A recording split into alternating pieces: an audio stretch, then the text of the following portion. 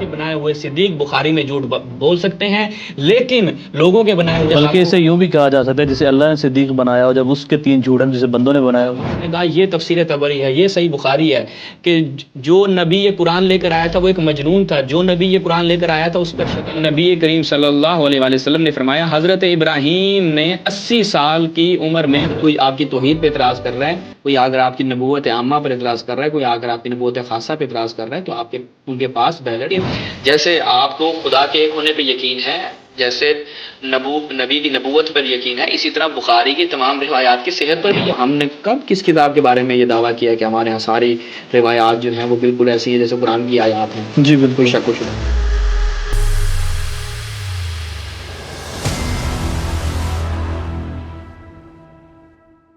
اعوذ باللہ من الشیطان الرجیم، بسم اللہ الرحمن الرحیم، الحمد للہ والصلاۃ والسلام علی اہلہا اما بعد. فجر میڈیا کے پلیٹ فارم سے صحیح بخاری کی حقیقت کے عنوان سے سیریز آپ کے سامنے پیش کر رہے ہیں، جس کی پچھلی قسط میں ہم نے نبوت خاصہ یعنی پیغمبر گرامی اسلام کا چہرہ جو صحیح بخاری میں پیش کیا گیا ہے وہ آپ کے سامنے بیان کیا. آج کی اس قسط میں ہم نبوت عامہ یعنی پیغمبر گرامی اسلام صلی اللہ علیہ وآلہ وسلم کے علاوہ باقی انبیاء یعنی حضرت آدم علیہ السلام سے لے کر پیغمبر سے ماقبل سبھی انبیاء کے بارے میں جو چہرہ، جو بیان، جو گفتگو صحیح بخاری نے نقل کی ہے، جن احادیث کو صحیح بخاری نے نقل کیا ہے اور ان انبیاء کی جو حقیقت صحیح بخاری نے پیش کی ہے وہ آپ کے سامنے بیان کریں گے. اس موضوع پر گفتگو کرنے کے لیے ایک مرتبہ پھر ہمارے ساتھ موجود ہیں جناب سید شہباز رضا اصفہانی صاحب. السلام علیکم. علیکم السلام. جیسا کہ پچھلی قسط میں آپ نے پیغمبر گرامی اسلام کی ذات کو جس طریقے سے صحیح بخاری نے پیش کیا ہے آپ نے بیان کیا، آج بتائیے کہ باقی انبیاء کو کس طریقے سے صحیح بخاری میں پیش کیا گیا ہے. جی بہت شکریہ. سب سے پہلے تو ہم تمام ناظرین کی خدمت میں سلام و ادب عرض کرتے ہیں. اس کے بعد ایک چیز کہ جس کی طرف ہم تمام ناظرین کی توجہ مبذول کروانا چاہتے ہیں وہ یہ کہ ہم نے صحیح بخاری کی حقیقت کے عنوان سے سیریز کا آغاز اس لیے کیا ہے چونکہ صحیح بخاری کو اہل سنت کے نزدیک وہ مقام دیا گیا ہے جی. کہ قرآن مجید کے بعد اگر شریعت کا کوئی منبع، ماخذ اور مصدر ہے وہ صحیح بخاری ہے. تو بلکہ کہا جاتا ہے کہ اصح الکتاب بعد کتاب باری. تو اس کتاب کی اہمیت اور اس کتاب کی جو وقت ہے اہل تسنن کے ہاں وہ بہت بلند ہے. تو لہٰذا ایک دفعہ یہ سوچنے کی ضرورت ہے کہ اہل سنت جس کتاب کو اتنی اہمیت دے رہے ہیں اس کتاب کے اندر سے کیا آپ کو وہی چیزیں مل رہی ہیں کہ جو واقعہ رسول اللہ کی سنت کی عکاسی کر رہی ہیں جی. یا وہی چیزیں مل رہی ہیں کہ جو تابع ہیں قرآن مجید کے ساتھ، یعنی اگر قرآن مجید کے ساتھ رکھا جائے اس سنت کو جو صحیح بخاری میں پیش کی جا رہی ہے تو اسے کہا جا سکتا ہے کہ یہ وہی ثقلین ہے کہ جو رسول اللہ نے اپنے بعد چھوڑی تھی.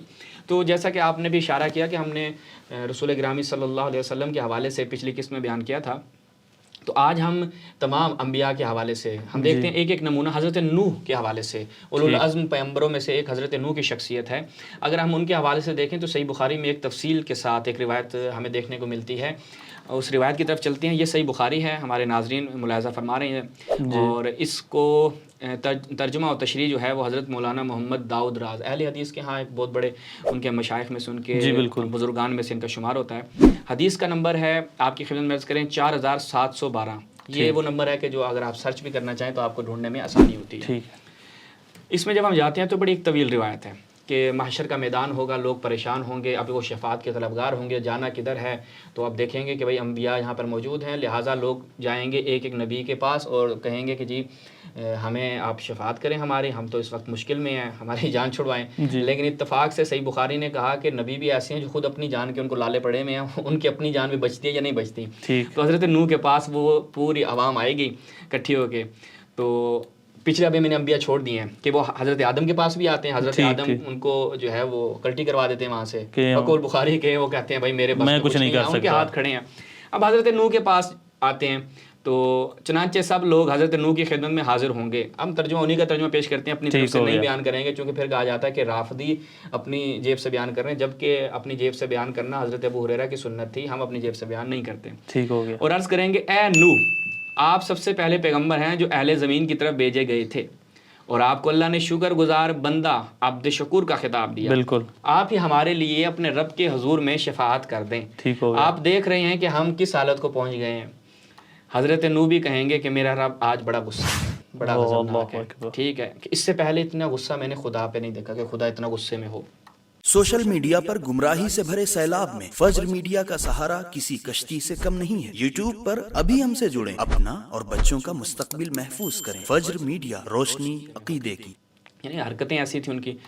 तो अब मेरा रब आज इतना गज़बनाक है कि इससे पहले कभी इतना गज़बनाक नहीं था और ना आज के बाद कभी इतना गज़बनाक होगा। और मुझे एक दुआ की कबूलियत का यकीन दिलाया गया था, यानी हज़रत नूह को कहा गया था कि आपकी एक ही दुआ कबूल होगी, जो मैंने अपने कौम के ख़िलाफ़ कर ली थी, यानी अज़ाब की जो दुआ। जबकि वहाँ पर जो कुरान मजीद है, अगर उस आयत को देखा जाए तो हज़रत नूह जैसी शख्सियत के जिन्होंने 950 साल तक तबलीग की और उसके बाद कहा कि उसको बद्दुआ नहीं की। आप कहें कि मैं, यानी अल्लाह ताला ने कहा कि इस ज़मीन पे अब कोई और काफिर नहीं रहेगा, तो उससे ये नहीं कहा जा सकता हज़रत नूह ने बद्दुआ कर दी थी और वो तंग आ गए थे। तो खुद अल्लाह ताला ने उनके लिए जो वहाँ पर एक सामान मुहैया किया कि अब कोई उम्मीद नहीं है इनकी, तो लिहाजा वो एक कश्ती बनाओ और उस पर लोगों को दावत दो, इत्माम हुज्जत करो। तो लिहाजा लेकिन इस यहाँ पर जो इन्होंने हज़रत नूह का चेहरा दिखाया वो ये कि जो मैंने अपनी कौम के ख़िलाफ़ कर ली थी, नफ्सी नफ्सी नफ्सी, आज मुझको, जुमला तवज्जो कीजिएगा, आज मुझको अपने ही नफ्स की फ़िक्र है।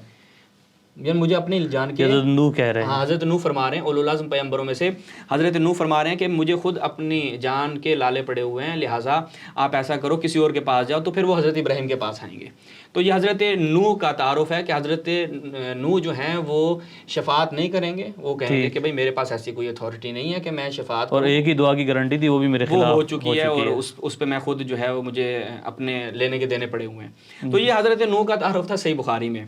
अच्छा, अलबत्ता इंशाल्लाह अगर कोई शख्स आता है और आकर इसके ऊपर जर करता है और कहता है कि नहीं हज़रत नूह के कुरान में ये है, कुरान में वो, अगर कोई अहले सुन्नत में से इतनी हिम्मत कर ले, पहली बात तो ये हिम्मत करेंगे नहीं, ठीक है, क्योंकि पता है जब आपका अगर अपना शीशे का है तो दूसरों को पत्थर मारने से पहले अक्लमंद शख्स सोचता है। अलबत्ता जो ऐसे अफराद होते हैं कि जिनको अपनी किताबों का पता नहीं होता, वो मुँह उठाकर आ जाते हैं और इतराज़ात कर देते हैं तशय्यो पे।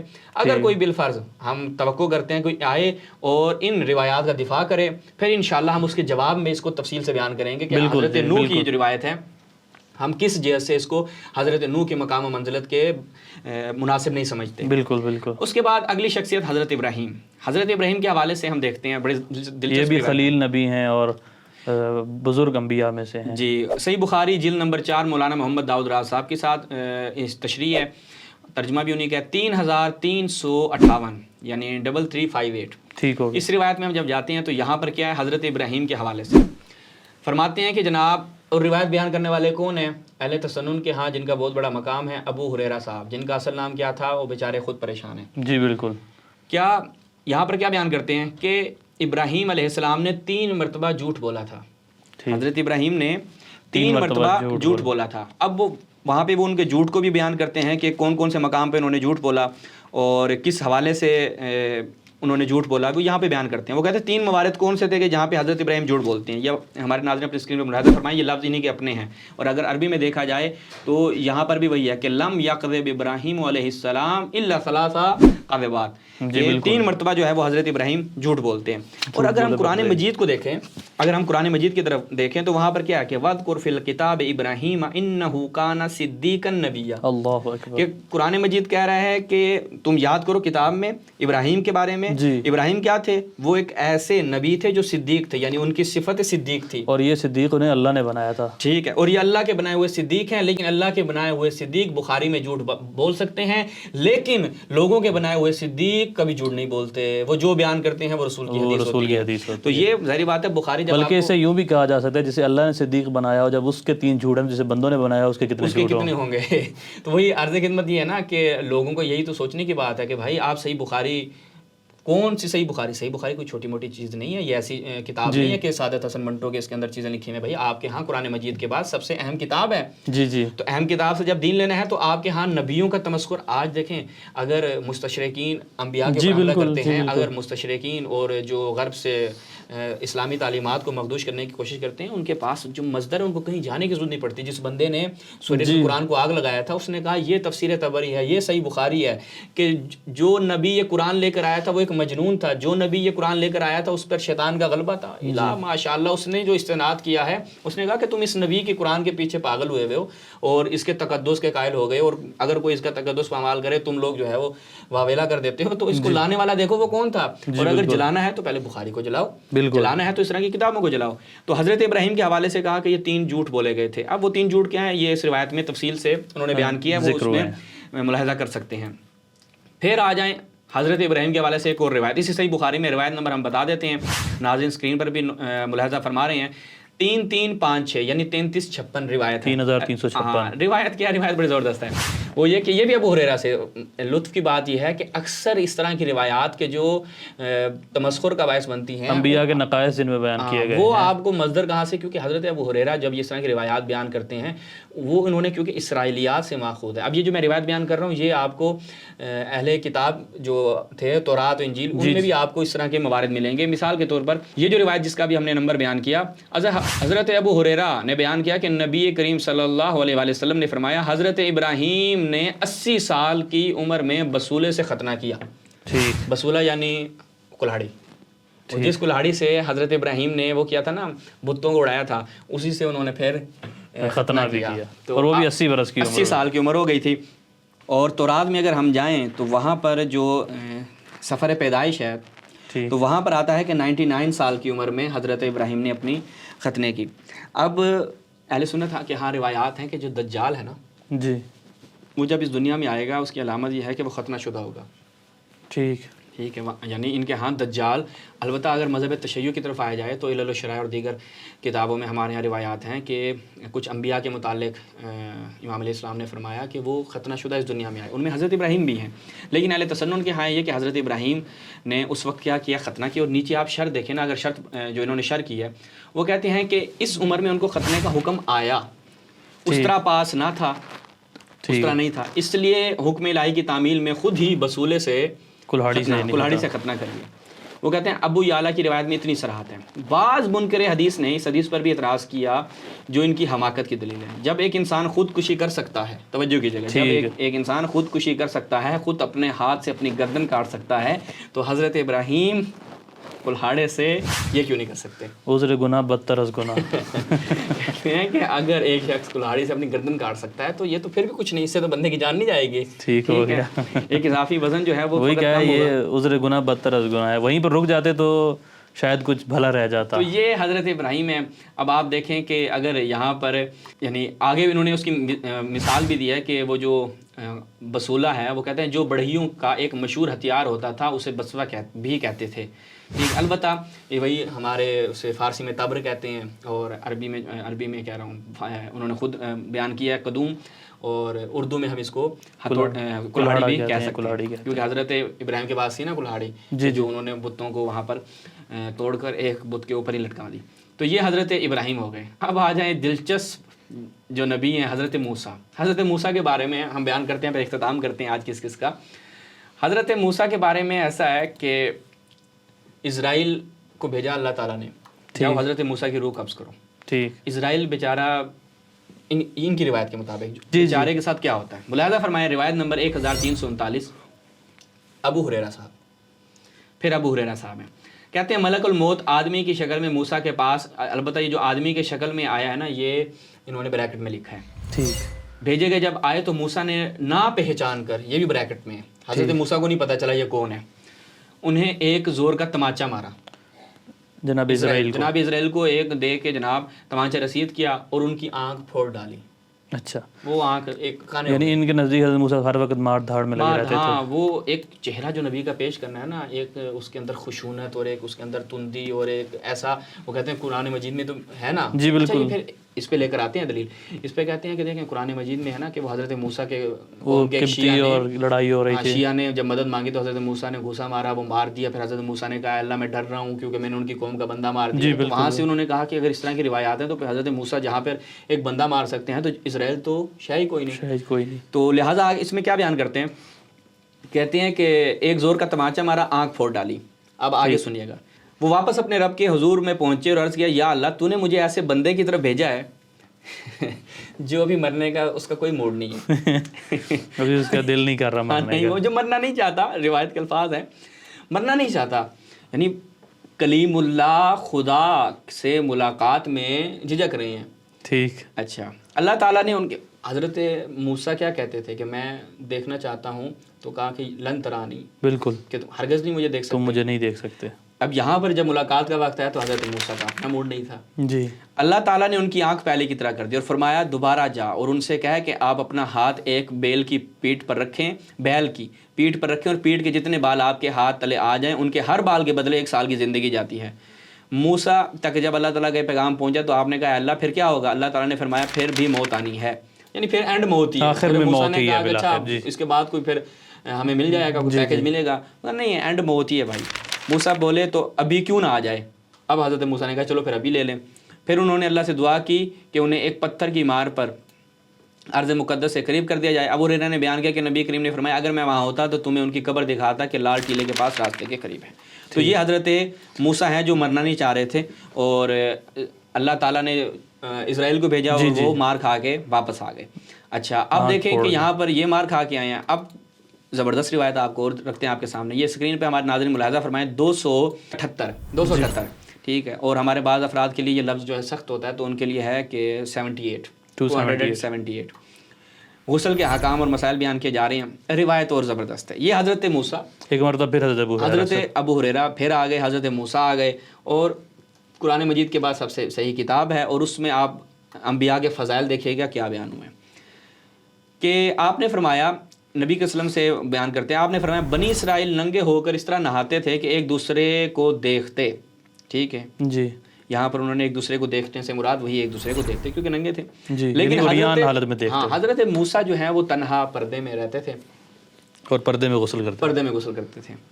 اس پر انہوں نے کہا کہ باخدا موسیٰ کو ہمارے ساتھ غسل کرنے میں کیا چیز مانے؟ وہ ہمارے ساتھ غسل کیوں نہیں کرتے جب ہم سب ننگے ہیں؟ یعنی وہ کہتے ہیں نا اس حمام میں سبھی ننگے ہیں. تو پھر حضرت موسیٰ کو کیا مسئلہ ہے؟ تو انہوں نے اپنی طرف سے ایک اندازہ لگایا، لگتا ہے ان کے خصیے جو ہیں وہ بڑے ہیں.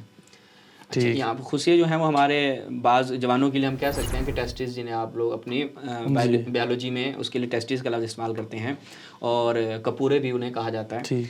تو ایک مرتبہ انہوں نے کہا کہ لگتا ہے یہ قوم نے ایک خود ہی سے اندازہ لگایا، انہیں گمان ہوا. تو ایک مرتبہ موسیٰ غسل کرنے لگے تو آپ نے اپنے کپڑوں کو ایک پتھر پر رکھا.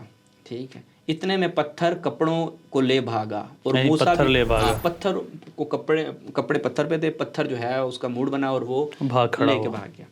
موسیٰ تشریف لے گیا. ہاں وہ تو وہاں سے تشریف لے گیا. حضرت موسیٰ پیچھے تیزی سے بھاگ رہے ہیں پتھر کے پیچھے. او بھائی کہاں جا رہا ہے؟ کپڑے پتھر کو کہہ رہے ہیں کپڑے واپس کر. آگے دیکھیں بڑی دلچسپ بات ہے. اچھا آپ کہتے جاتے تھے اے پتھر میرا کپڑا دے، اے پتھر میرا کپڑا دے. آپ یعنی پورا اگر اس کو ہم فلمائز کریں نا اپنے ذہن میں کہ آپ اس کو حضرت موسیٰ کی زندگی کی فلم بنانا چاہیں تو اس سین کو آپ کیسے بنائیں گے؟ بالکل. اچھا تو میرے خیال میں مجھے یہ لگتا ہے کہ حال ہی میں ایک فلم بنائی گئی پی کے. ٹھیک ہے. اس میں ایک سین اسی روایت سے متاثر ہو کے رکھا گیا ہے. ٹھیک ہے. یہ فلم جو ہے وہ نہایت مشہور و معروف ہوئی اور کہا گیا کہ اسلامی طبقے میں بھی اس کو بڑا مقبول جانا گیا چونکہ اس میں ایک جو تصور پیش کیا گیا ہے ہندوازم کے خلاف ہر مذہب کے حوالے سے جو ایک تصور پیش کیا وہ بڑا دلچسپ تھا.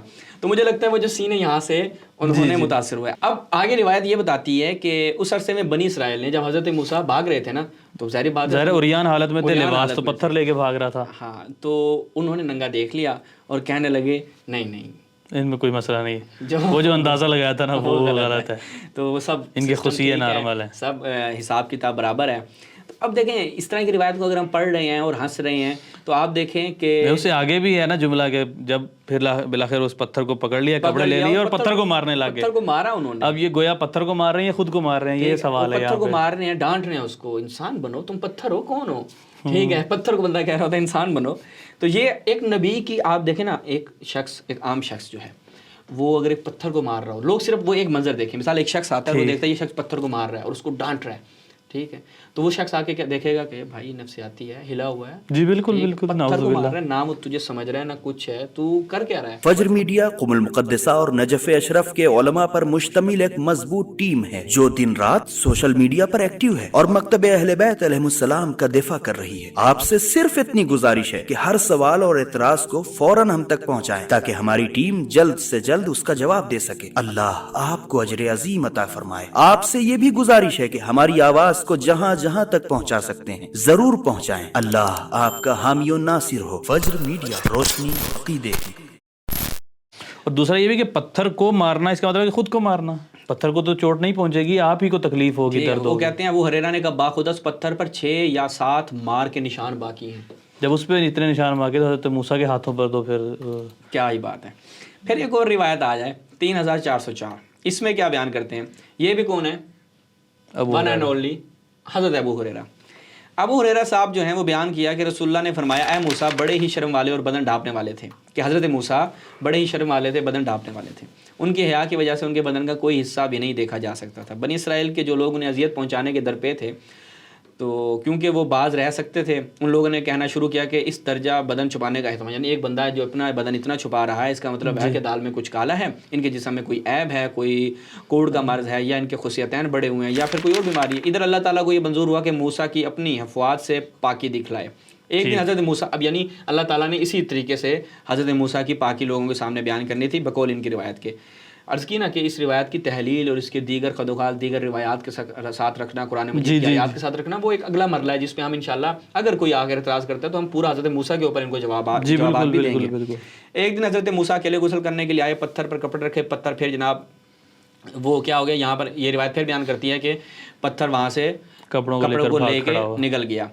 یہ کیا اچھا آخر میں بنی اسرائیل کی ایک جماعت تک پہنچ گئے، ان سب نے آپ کو ننگا دیکھ لیا اللہ کی مخلوق میں سب سے بہتر حالت میں، اور اس طرح کہ اللہ تعالیٰ نے ان کی تہمت سے ان کو برات کر دی، اور پتھر بھی رک گیا اور آپ نے کپڑا اٹھا کر پہنا، پھر پتھر کو اپنے عصا سے مارنے لگے. ٹھیک، یعنی نبی کو نہیں پتا تھا کہ اللہ تعالیٰ نے ایک اہتمام کیا ہے آپ کو وہ کرنے کا. اس کے بعد لوگوں کو یقین ہو گیا، اور وہ بھی وہ نبی جو کلیم اللہ ہے، اور اس کے بعد بھی ابھی نبی کو پتا نہیں تھا، وہ پتھر کو پھر مار رہے ہیں، انہیں پتا کہ بھائی یہ پتھر کا اہتمام اللہ نے کیا تھا اور اللہ تعالیٰ چاہتا تھا آپ سے اس تہمت کو دور کرے، لہٰذا یہ اہتمام ہوا. اور یہ بھی کہ جب ایک پتھر کپڑے لے کر بھاگا ہے تو عام انسان کو بھی سمجھ آ جاتی ہے کہ یہ غیر معمولی واقعہ ہے. وہاں پر وہ سمجھ آتا ہے کہ شاید یہ کوئی قدرت کا نظام ہے جو اس کو چلا رہا ہے. بعض نے احتمال دیا کہ یہ معجزے سے ہے، اور اس کی نا کہ نہایت تفصیل ہے. وہاں پر یہ اگلا مرحلہ نہیں پیش آتا کہ اس کو مارا جائے، یعنی جو نقطہ یہاں سمجھ میں آتا ہے کہ وہ شخص سمجھ جاتا ہے کہ اب مجھے اس کو کچھ کہنا نہیں ہے، لیکن حضرت موسیٰ کو پتہ نہیں چل رہا. فوق العادہ ایک چیز ہے، خارق العادہ ایک چیز ہے. تو لہٰذا عرض کی نا کہ بعض جو شارحین بخاری ہیں انہوں نے آ کے اس کے اوپر بہت سی گمان زنی جو ہے وہ کی ہے، اور کسی نے کیا گمان دیا، کسی نے کیا گمان دیا. البتہ اس سے ہمیں سروکار نہیں. آخری روایت ہم پڑھتے ہیں اور اس کو ختم کرتے ہیں. وہ روایت کیا ہے؟ اب دیکھیں حضرت موسیٰ کا وہی چل رہا ہے، کبھی وہ کس کو مار رہے ہیں؟ وہ اسرائیل کو مار رہے ہیں، کبھی وہ پتھر کو مار رہے ہیں، کبھی اس قبطی کو مار رہے ہیں. اب تیسرا کیا کر رہے ہیں؟ روایت نمبر ہے 3019، اور اس میں آگے کہتے ہیں کہ ون اینڈ اونلی پھر حضرت ابو ہریرہ. ابو ہریرہ نے کہا کہ میں نے رسول اللہ سے سنا آپ فرما رہے تھے کہ ایک چونٹی نے ایک نبی، اور یہاں پر کیونکہ ایک نبی کا لفظ آیا ہے اس لیے اکثر شارحین نے اور بعض مفسرین نے بالقطع و بالیقین یہ بیان کیا کہ یہاں پر مراد حضرت موسیٰ ہیں. تو فرمایا کہ تو ان ایک چونٹی نے ایک نبی کو کاٹ لیا، یعنی حضرت موسیٰ کو ایک چونٹی نے کاٹ لیا.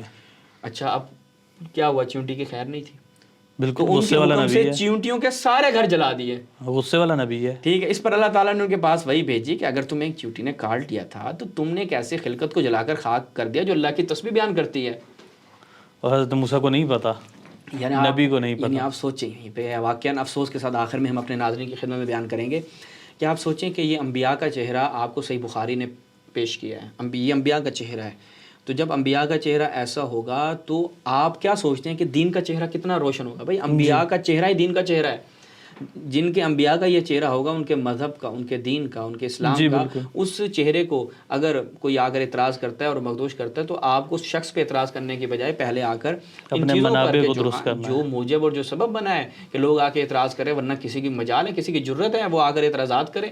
اگر کوئی آپ کی توحید پہ اعتراض کر رہا ہے، کوئی آ کر آپ کی نبوت عامہ پر اعتراض کر رہا ہے، کوئی آ کر آپ کی نبوت خاصہ پہ اعتراض کر رہا ہے، تو آپ کے ان کے پاس ویلڈ ریزن موجود ہے، وہ آپ کی صحیح بخاری. اور آپ یہاں پر یہ بھی نہیں کہہ سکتے میاں یہ حدیث ضعیف ہے، اس کا فلاں راوی ضعیف ہے، فلاں راوی ضعیف ہے. یہاں پر تو وہ ہے کہ جیسے آپ کو خدا کے ایک ہونے پہ یقین ہے، جیسے نبی کی نبوت پر یقین ہے، اسی طرح بخاری کی تمام روایات کی صحت پر بھی یقین ہے. بالکل اس میں کوئی کلو کال بھی نہیں ہے. آخر میں یہی کہیں گے کہ ناظرین دیکھیں، آپ یعنی یہ نہ سوچیں کہ ہم ایک مذہب تشیع کے عنوان سے ہم تنقید نہیں کر رہے ہیں اور ہم چاہ رہے ہیں کہ کیڑے نکالیں اور آپ کو کہیں کہ جناب یہ مذہب ایسا ہے. نہیں، ہم آپ کے سامنے ریئلٹی رکھ رہے ہیں، آپ کی اپنی کتابوں سے رکھ رہے ہیں. اگر آپ واقعی حقیقت طلب ہیں اور حق کے طلبگار ہیں تو آپ کے لیے یہ چیزیں کفایت کرتی ہیں.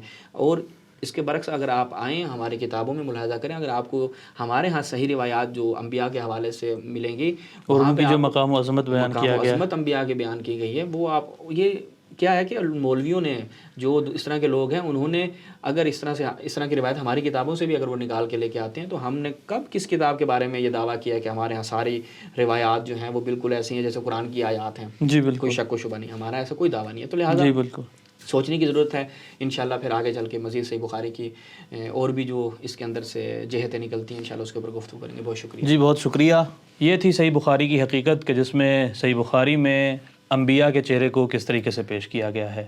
اب اگر ہم دیکھتے ہیں کہ کوئی مغرب سرزمین سے اٹھ کر آتا ہے اور وہ آ کر انبیاء پر اعتراض کرتا ہے، پیغمبر گرامی اسلام صلی اللہ علیہ وآلہ وسلم کی توہین کرتا ہے، اور وہ ان کتابوں کا حوالہ دیتا ہے کہ جو آپ کی مقدس کتابیں ہیں، جو آپ کی صحیح ترین کتابیں ہیں، تو اس شخص پر اعتراض کرنے سے پہلے اپنی ان کتابوں کے بارے میں سوچئے کہ ہمیں ان کتابوں کا کیا کرنا ہے. اسی پیغام کے ساتھ آج کی اس گفتگو کو ختم کرتے ہیں. والسلام علیکم ورحمۃ اللہ وبرکاتہ. ناظرین السلام علیکم. امید ہے آج کی ویڈیو آپ کو ضرور پسند آئی ہوگی. حاضر ہے آج کا سوال. صحیح بخاری کی ایک روایت کے مطابق وہ کون سے نبی ہیں کہ غسل کے وقت ان کا کپڑا ایک پتھر لے کر بھاگ گیا تھا؟ آپ کے آپشن ہے: اے جناب ابراہیم علیہ السلام، بی جناب یوسف علیہ السلام، سی جناب یعقوب علیہ السلام، ڈی جناب موسیٰ علیہ السلام. آپ اس سوال کا جواب کل دوپہر 12 بجے تک فجر میڈیا کے آفیشیل واٹس ایپ نمبر پر دے سکتے ہیں. نمبر آپ کی اسکرین پر موجود ہے. 12 بجے کے بعد آنے والا جواب ایکسپٹ نہیں کیا جائے گا. ناظرین اس کوئز میں شرکت کرنا بہت آسان ہے. ہم آپ کو بتا دیں کہ 12 اپریل 2025 سے فجر میڈیا کے یوٹیوب چینل پر ایک سیریز شروع ہوئی ہے جس کا نام ہے صحیح بخاری کی حقیقت. اس میں ہر سنیچر اور اتوار رات انڈین 8 بجے ہمارے یوٹیوب چینل پر ایک ویڈیو اپلوڈ ہوتی ہے جس کے آخر میں آپ سے ایک سوال پوچھا جاتا ہے جس کا جواب آپ کو ہمارے واٹس ایپ نمبر پر بھیجنا ہوتا ہے، جس میں سب سے پہلے اپنا نام، والد کا نام، پھر سٹی اور کنٹری ٹائپ کیجئے اور آخر میں اپنا موبائل نمبر. یہ ساری انفارمیشن ایک ہی میسج میں ٹائپ کرنا ضروری ہے. اس کوئز میں لکی ڈرا کے ذریعے 3 خوش نصیب لوگوں کو انڈین 300 روپے کا انعام بھی دیا جائے گا. ہمارے چینل کو لائک اور سبسکرائب کرنا مت بھولیے گا. شکریہ.